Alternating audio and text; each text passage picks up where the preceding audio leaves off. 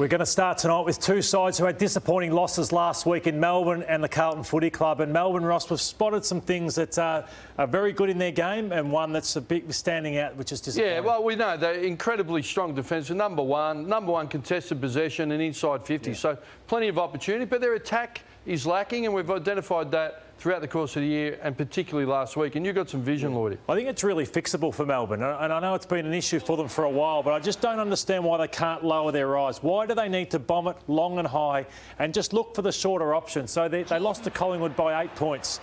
They only need 2 extra goals, but they just find scoring so difficult for periods, Ross, where Collingwood have overwhelmed them after half-time in 2 games.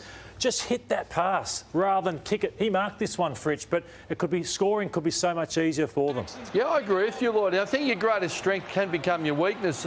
They've won a flag going in and competing, but no McDonald.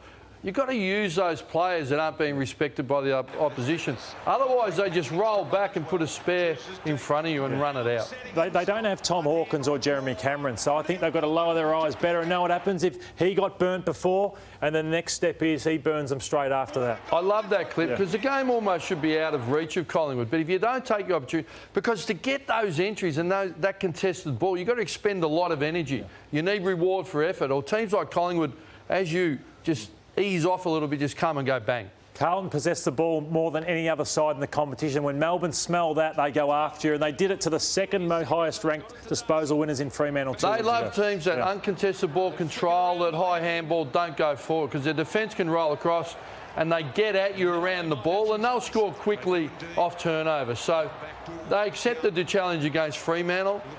They'll be stung last week after blowing a winning position. And Carlton, we know, possessed the ball, so I think they're going to be really vulnerable to Melbourne's heat. All right, for Carlton then, Ross, take us inside match committee. What you do in the ruck, because McInerney smashed them last week, and what you do with... They didn't tag last week. Well, I like DeCone. He's a star, but he's tired, he's light, and he's up against the big men. It's going to be Gawn and Jackson. You can just see these hits. And the Carlton midfield on the spread got exposed. So I think they have to bring Pitnet in. And they need to, do they have Silvani as a second ruck? Does DeConing stay? They need to be creative. They need to come up with something. Lachie Neale didn't get tagged. The week before he got tagged and pressured against Richmond, and they cut him out the game. They just let him play when their midfield's decimated. I think they need to get creative. No Cripps, no Hewitt, no Kennedy.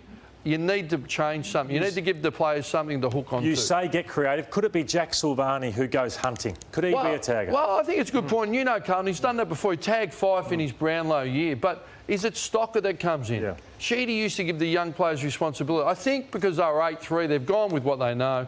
Well, now you're forced to change. We're going to be watching to see how creative they are. Collingwood have beaten Melbourne twice and they go at you, Collingwood. We all know that. So why can't Carlton do it? Don't be safe. Just go at Melbourne and see if you can test them. You're losing possessing the ball going slow.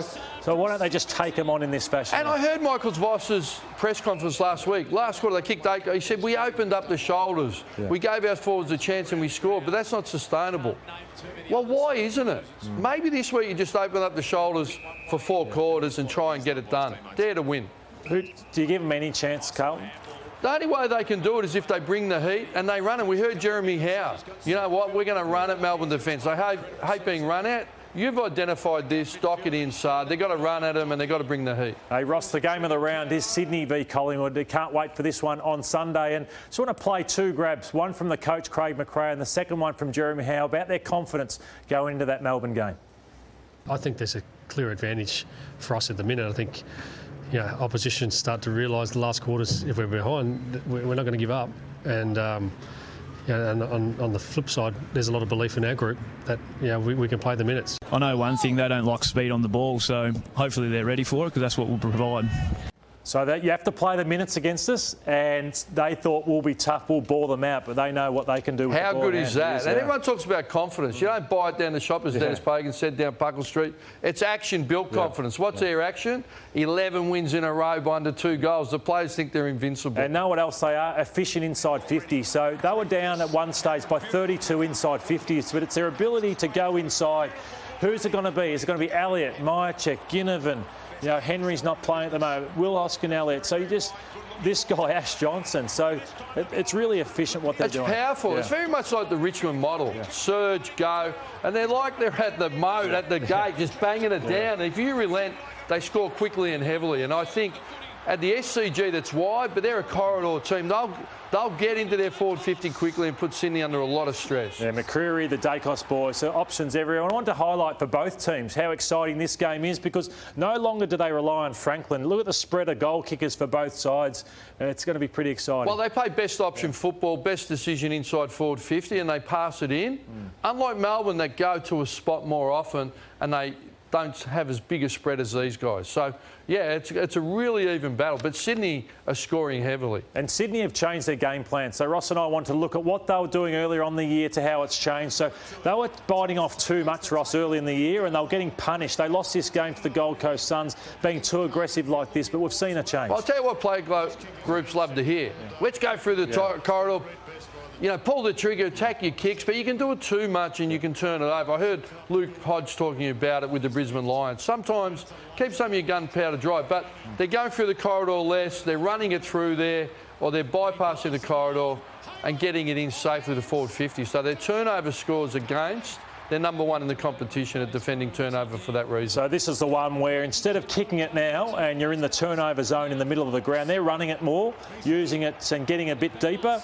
And so they're not getting punished as hard. And hitting up through there, not bombing at the centre forward where you get counter-punched. They're in elite form, the Swans, and Collingwood are going to challenge them, but it's going to be difficult. 17 other clubs would love this bloke. So I wanted to highlight Braden Maynard. So he set the scene for Collingwood in the first minute, and then he did this late in the game, and he's a player you want to play with, Ross. And I wanted to ask the question, who would you send him to, Isaac Heaney or Tom Papley for the Sydney Swans? Well, you wish you had 18 of him, don't you? He plays high, he doesn't go back deep, so whenever Heaney or Papley are high, he'll take them, but he plays with the physicality that makes his teammates grow taller. I'd love to see Heaney versus Braden Maynard. Who do you like in this one? Yeah, I think the Swans get it done. Yeah, Swans in a tight one for me as well. St Kilda v Brisbane, the last game we're going to look at, and the Saints are getting exposed by teams who are quick and can run on the outside. It's probably the problem with them for a fair period of time. Let's take a look at what Geelong did to them last week, Ross, and I wanted to highlight this. So just where he was standing, so Sinclair and Brad Close. So St Kilda have the ball, the discipline of Brad Close, and then watch what happens when Geelong win the ball back. And then this is the other matchup. This is Crouch and Brian Myers. So the ball's in dispute, but watch once they win it back how undisciplined St Kilda are compared to Geelong, Ross. So we play on. So Close has already left. He's nowhere near him. Crouch is still walking, and Myers is about to win the footy. Yeah, it's instructive. They've got two players out goal side and one unattended, three out goal side on the other side. So footy's a game of transition, so attack the defence or anticipating. They're flat-footed, they're not instinctive, they're second-guessing themselves. And you do that against the Brisbane Lions, this is as good a ball movement as you're ever going to see. Yeah, and you know what, that's circle work, just uncontested marks overlap.